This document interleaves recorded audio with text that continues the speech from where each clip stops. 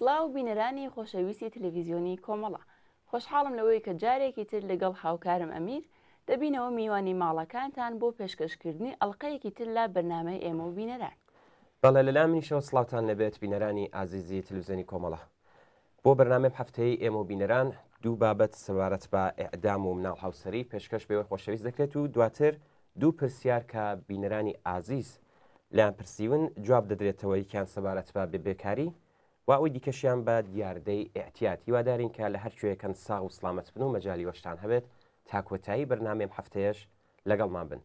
دوای ناوبڕێکی کورت دێنەوە خزمەتە.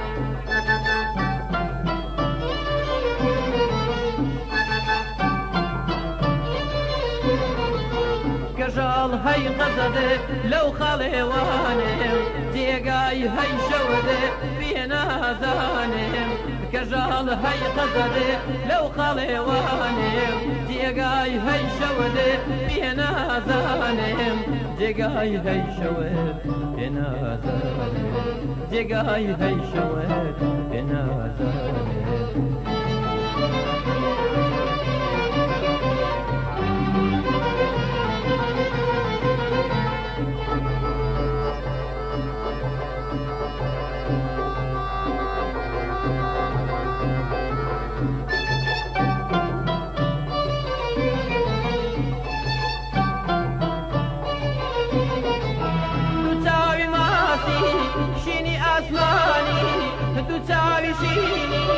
مستی ئاسمانی دوو ئەبرۆی ڕاشێت بوونەکەوانی دوو ئەبرۆی ڕاشێت بوونەکەوانی هەی هەی کەژاڵ هەی قەزەبێت لەو خەڵێوانێم جێگای هەی شەوەدێت پێنازانێم کەژاڵ هەی قەزەبێت لەو خەڵێوانێم جێگای هەی شەوەدێت پێنازانێم جێگای هەی شەوێت پێنازانێم جێگای هەی شەوێت پێنازانێم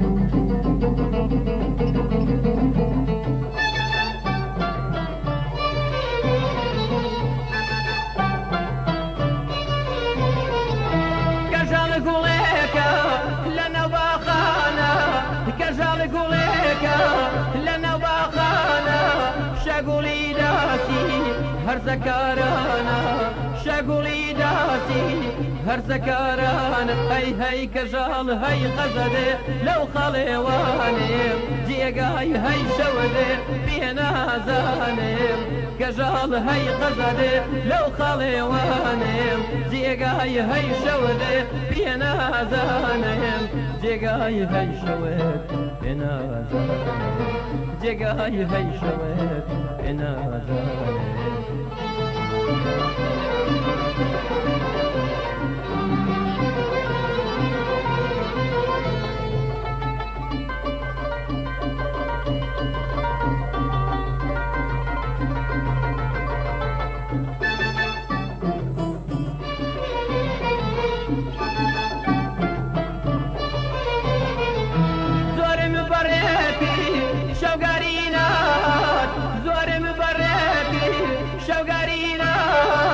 دەرمانە بۆ من عارەقی گۆنات دەرمانە بۆ من عارەقی گۆنات هەی هەی کەژاڵ هەی قەزەدێ لەو خەڵێوانێم جێگای هەی شەودێ پێنازانێم کەژاڵ هەی قەزەدێ لەو خەڵێوانێم جێگای هەی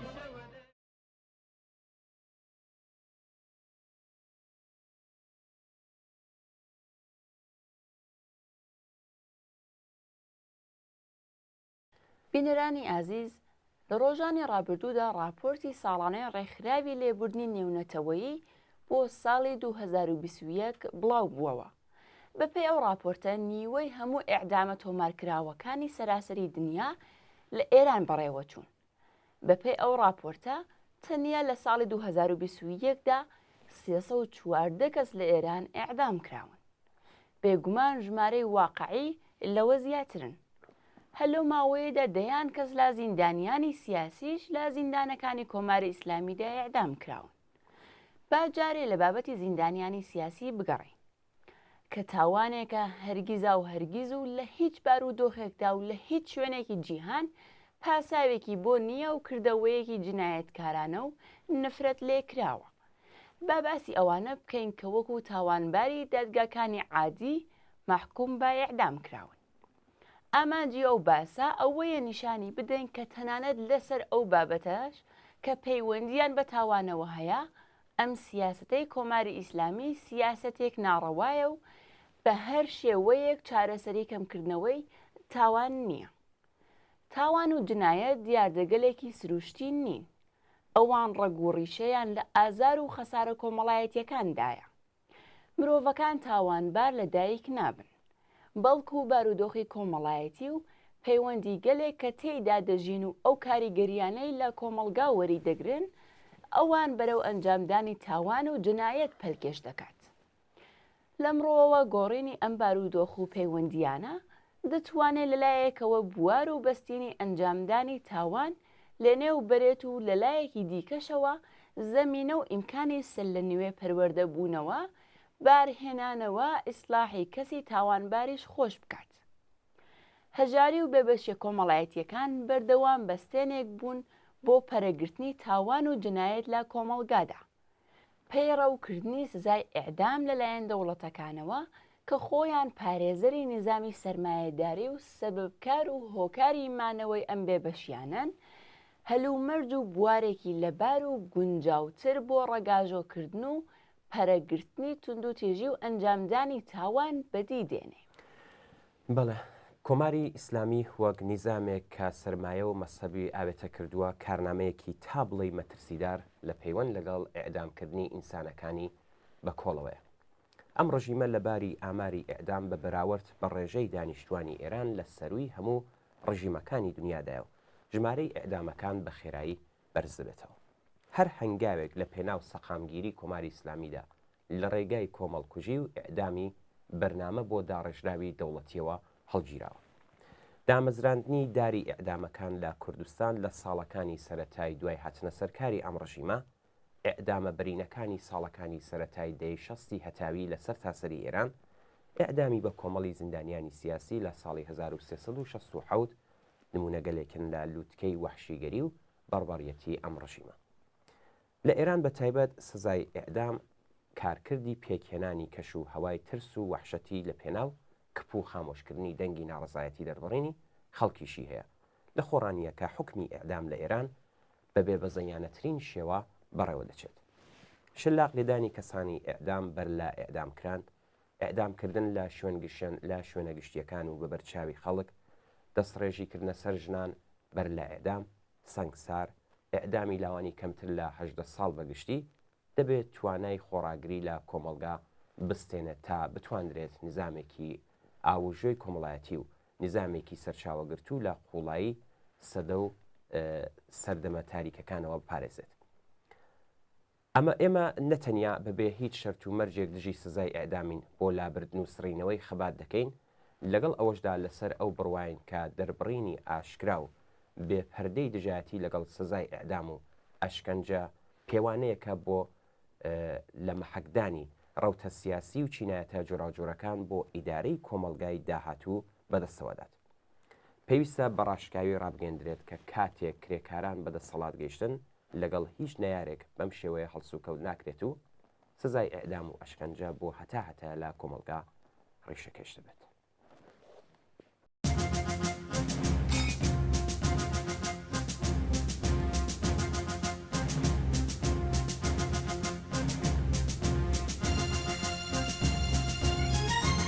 ئەمن لە زەنە بەسەرهاتی واقعی پازدە زیندانی سیاسیە کە حکمی لە سێدارەدانیان بۆ دەرچووە و بە سەما و هەڵپەڕکێوە بەرەوپەتی سێدارە ڕۆیشت.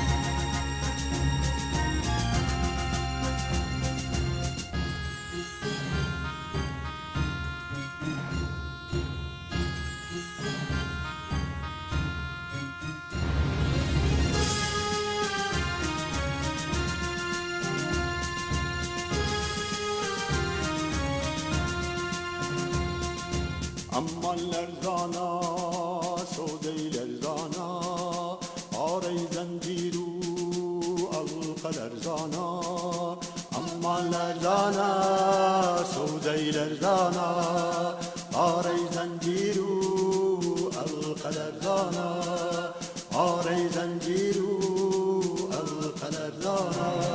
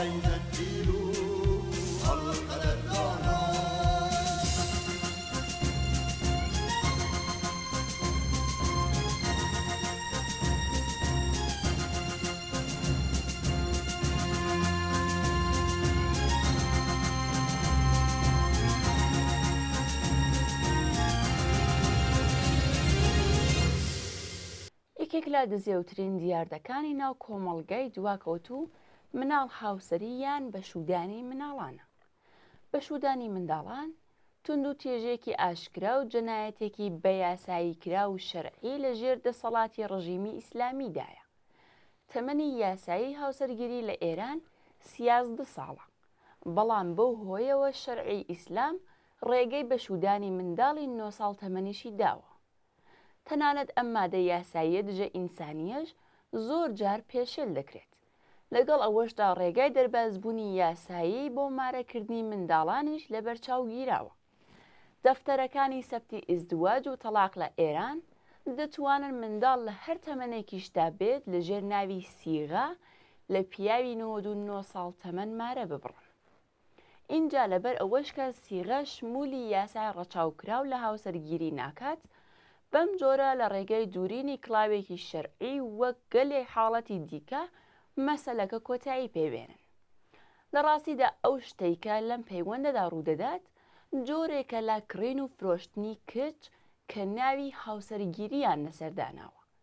لە زۆربەی حاڵەتەکانیشدا فرۆشیارەکە باوکە کە ئەویش یان گیرۆدەی وەها ئاستێک لە هەژاریە کە ناتوانێسکی منداڵەکەی تێر بکات و لە ڕووی ناچاریەوە کچەکەی لا تەمەنی منداڵیدا بەشوو دەدات و ڕەنگە لە بریدا پارەیەکیش وەربگرێت، یان دەنا معتادە و بۆ دابینکردنی هەزینەی ئێعتیادەکەی کچەکەی دەفرۆشێ. بەڵام کڕیارەکە زۆربەی کات کەسێکی دەوڵەمەند و هەوەسباز و بە زۆری بە تەمەن و بە ساڵات چووە. ئاشکرەیەکە ئەوە تەنیا منداڵانی کچ نین کە بێعەداڵەتی و ستەمی یاسایەکی ئیسلامی و مەدەنی کە لە ئێستای وڵاتی ئێراندا کاری پێدەکرێت جەستە و ڕەوانیان ئازار دەدات، منداڵان و بە تایبەت منداڵانی بنەماڵە هەژارەکان بە کچ و کوڕەوە باری ئەم بێبەشی و نادات پەروەریایان بە کۆڵەوەیە.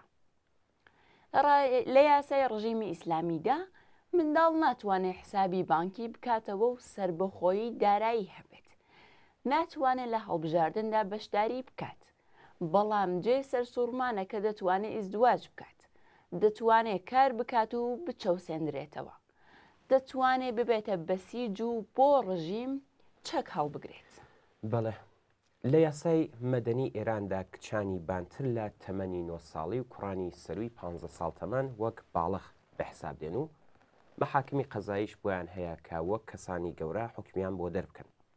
بەپێی مادەی 22 یاسای سزادانی ئیسلامی ئەگەر باوک یان باوە گەورە منداڵەکەی بکوژێ قەساس ناکرێت و تەنیا بەدانی دیە و تەعزیر مەحکوم دەکرێت.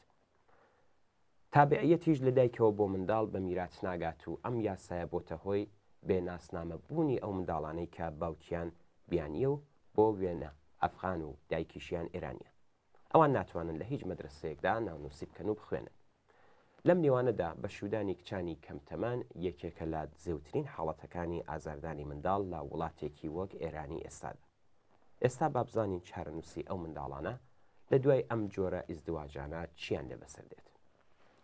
ئەم کچە ستەم دیتوانە لە حاڵێکدا کە خۆیان هێشتا منداڵن دەبنە دایک، ئەگەرچی هیچ کام لە ئامار و داتاکانی ڕژیم جێی بڕوا و متمانەنی، بەڵام بە پێی ئاماری ئیداری سەبت و ئەحواڵی کۆماری ئیسلامی ساڵانە نزیکەی 1500 بۆ 2000 منداڵ لە دایکانی تەمەن کەمتر لە 15 ساڵ لە دایک دەبن.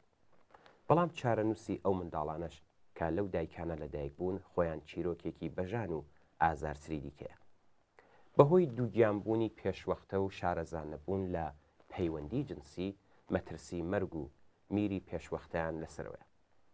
دەرفەتی پەروەردە و پشکەوتنی تواناکان و گەشەکردنی جەستە و فکر و پێکهاتنی کەسایەتیان لێزەوت دەکرێت. بەهۆی داسەپاندنی کاری ماڵداری هەتای و مەحدودیەتی پێڕاگەیشتن بە هەلوو دەرفەتی تافی منداڵی باوەڕ بە خۆیان لەدەستدەن یان دنا کەسایەتێکی ئاسی و سەرکەشیان تێدا بەهێز دەبێت. خۆکشتن و مێردکوشتن، هەڵاتن لە ماڵ و قاچاغی منداڵ لە باقی دەرکەوتەکانی هاوسەرگیری پێشوەختن. کواها جنایەتێک کە لە ناو ڕژیمی ئیسلامیدا بە یاسایی کراوە لە جیهانی پێشکەوتووی شارستانیەی ئەمڕۆدا وەک جنایەت و دەستڕێژی جنسی بۆ سەر منداڵان چاوی لێ دەکرێت. هاوسەرگیری منداڵان خەسارێکی ئازاردەری کۆمەڵایەتیە کە ڕژیمی ئیسلامی ڕواڵەت و لایەنی یاسایی پێداوە. ئاشکرایە کە نەریتی بشودانی منداڵان لە ناو وڵاتانێکی وەک ئێراندا ڕەگ و ڕێشەی لە هەژاری لە ڕادەبەدەر و دەسەڵاتی بیری کۆنەپەرستانەدایە. بەشودانی منداڵانی کارێکی جنایی و دەبێ وەک تاوان چاوی لێ بکرێت. ئەو شەرع و سونەتانش کە ئەم هاوسەرگیریانە بە ڕێگە پێدراو دەزانن دەبێ بنبڕ بکرێن و ڕیشەکێشکردنی بەم جۆرە نەریت و سونەتانەش پەیوەندیکی ڕاستە و خۆی هەیە لەگەڵ خەبات بۆ ڕووخانی ڕژیمی کۆماری ئیسلامی و بنیاتنانی جیهانێک کە تێیدا ئینسانەکان بە ئازاد و یەکسان و ئاسوودە و خۆشبژێون. دوای ناوبڕێکی کورت دێنەوە خزمەتە.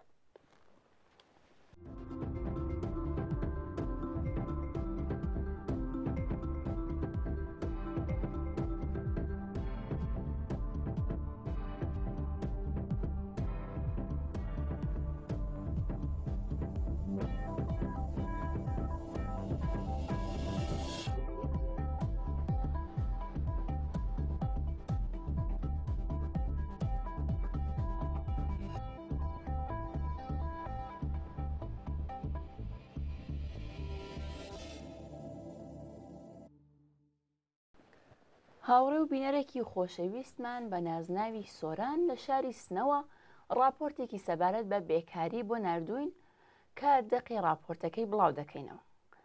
سامانی بەڕێز نووسیویەتی سرەڕای گرانێکی کەم وێنە کە لەم ڕۆژانەدا هەموو وڵاتی داگرتووە، بێکاریش وەکو سەرباری هەموو دەردەکان لە کوردستان هەروە پەرەدەستێنێ.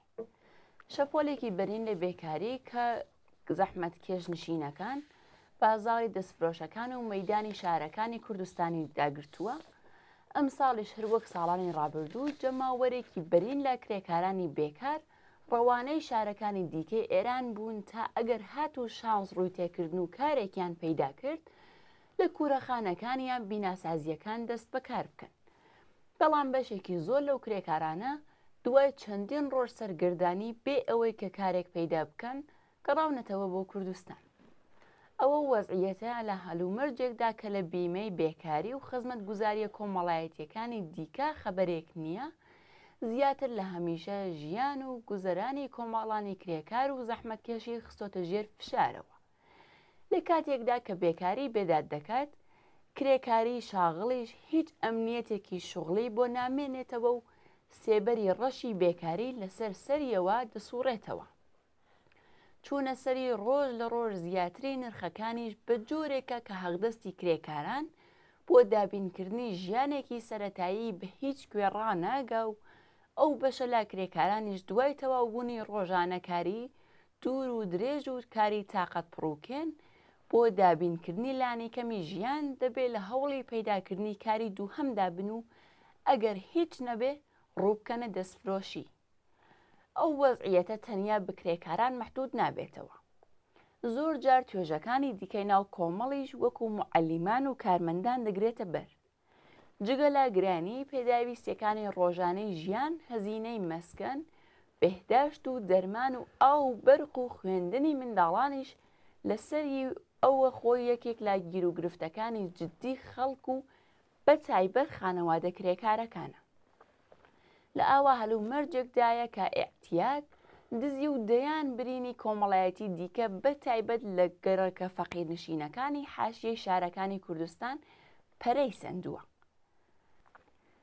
سۆرانی بەڕێز زۆر سپاس بۆ نامەکەتان. بێگومان ناتوانین چاوەڕوان بین کە ڕژیمێک وەکو کۆماری ئیسلامی خۆی و بەدڵخوازی خۆی کێشەی بێکاری و ئاسەوارەکانیمان بۆ چارەسەر بکات. ئەوە تەنیا لە ڕێگەی خەبات و ناڕەزایەتی دەربڕینە کە دەتوانین چاوەڕوان بین کە ڕژیم و سەرمایەداران پێداچوونەوە بە ئەولەوێتیەکان لا بکەن و بەشێک لە داخوازیەکانی خەڵکی کرێکار و زەحمەتکێشیش جێبەجێ بێت. سەبارەت بە بێکاری ئەوە گرینگە ئەوەیە کرێکارانی لەسەر کار پێویستە بزانن کە ئەوە وشترێکە ڕۆژێک لە ڕۆژان دێتە بەر دەرگای ئەوانیش. کە وایە پێویستە بەرامبەر بە هەر بێکارکردنێک و دەرکردنی هاوکاریەکانیان بێدەنگ نەبن. یەکگرتووی کرێکارانی لەسەر کار و بێکار دەتوانێت دەوڵەت و خاوەنکاران ناچار لە پاشەکشە بکات. هیوادارین هەروە لە پەیوەندی دابی لەگەڵمان.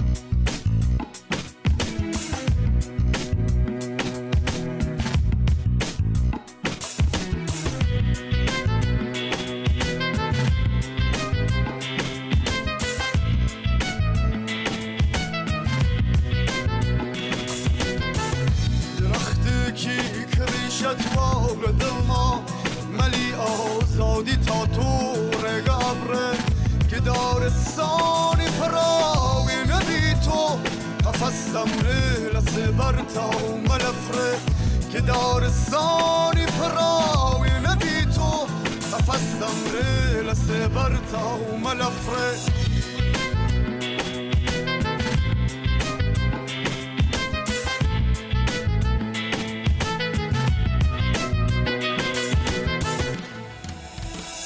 رزقاري سرودي زاري توبي قلم تابا وشي فرصوز تفره لريتو دا قربم رم شليتار هتاو في المسك شاوي دايك مصري لريتو دا قربم رم شليتار هتاو في المسك شاوي دايك مصري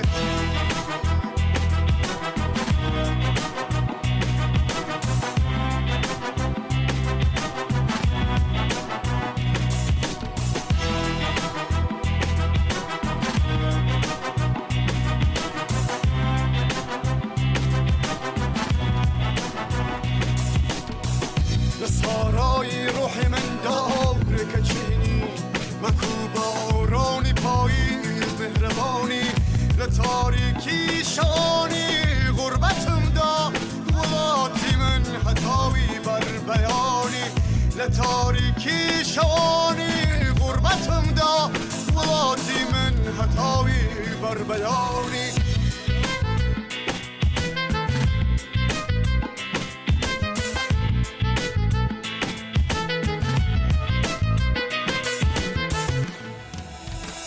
مترسا اجتماعی چاور من همو بندی جهانم رن بجاره بیاهان هونی گل هونی ملگره بسرتا روحی بارانی شباره بیاهان هونی گل هونی ملگره بسرتا روحی بارانی شباره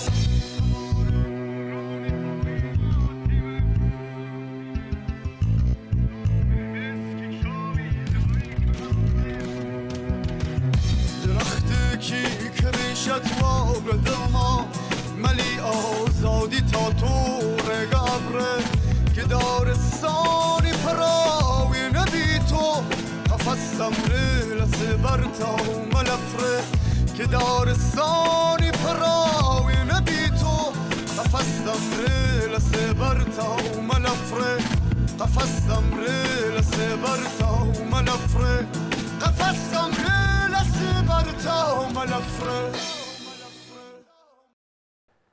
بینەرێکی ئازیزمان بە ناسناوی وێرا لە شاری سنەوە لە نامەیەکدا بۆی نووسیوین ئێوە گەلێک جار باسی و کەسانە دەکەن کە شەوانە ڕاخەر و ڕوەندازیان چەند تیکە کارتۆنەکە و لە شەقام و کۆڵان و پارکەکان شەو بە ڕۆژ دەگەێنن ئەوانە ژیانێکی پڕئێش و ئازاریان هەیە بەڵام لەوەش گرنگتر ئەوەیە کە ئەم جۆرە کەسانە موحتادن یان لە بەردەم ئەوەدان ئەمڕۆ یاسبەی تووشی بەڵای احتیات بن لە کۆمەلگای ئێمەدا وەکو ئینسان چاو لە کەسەکان ناکەن بە تایبەت لەم کەسانە نەک هەر هیچ دام و دەستگایەکی دەوڵەتی نییە کە لە فکریاندا بێت بەڵکو هەر کات مەمورانی انتزامیش بگەنە سەریان وەکو حەیوان ڕەفتاریان لەگەڵ دەکەن بە لە قەو باتوم خەبەریان دەکەنەوە زۆربەی ئەوانە لە هەمان کاتدا ئەنواعی نەخۆشیشیان هەیە چێ هەیە لە فکری داوا و دەرمانیاندا بێت ئەو ئینسانانە دەیان هەوێت لە خەوش و خاڵی احتیات پابنەوە ئەو ئینسانانە ئارەزووی سەرپەنایەکی ئاسوودیان هەیە ئەو ئینسانانە غروریان هەیە و کاتێک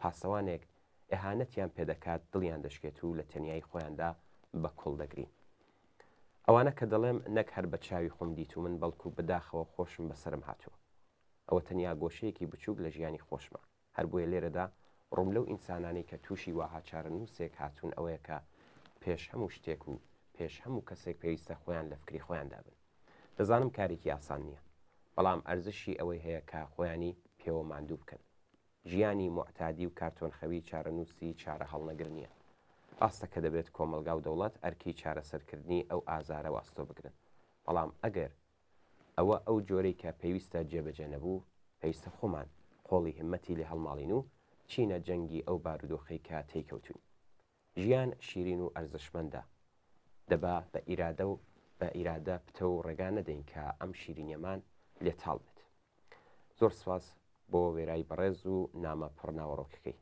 هیوادارین لە داهاتوودا زیاتر لە ئەزمموی خۆی وەکو مۆحتاد و کارتۆن خەوێکی پێشوو کە گەڕاوەتەوە سەر ژیانی ئاسایی ئێستای بۆمان بنووسێت و لەو ڕێگەیەوە ئەرکی خۆی بەرامبەر بە هاوچارە نووسانی بە ئەنجام بگەێنێت.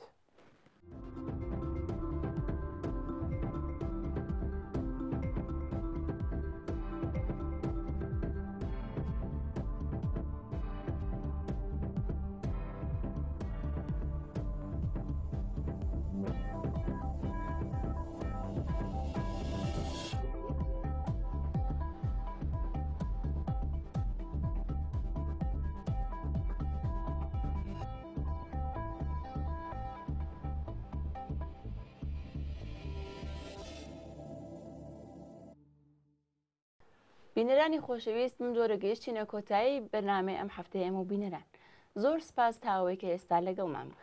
بەڵێ چاوەڕێی نامە و ئیمەیل و تەلەفۆنی پەیوەندی ئێوەین بۆ هەرچی زۆرتر ڕازاندنەوەی بەرنمەکەی خۆتان پەیوەندیمان پێ بکەن و ڕابۆچوونەکانتان باس بکەن. هەر شاد و بەختەوەر بن و ماڵەوە.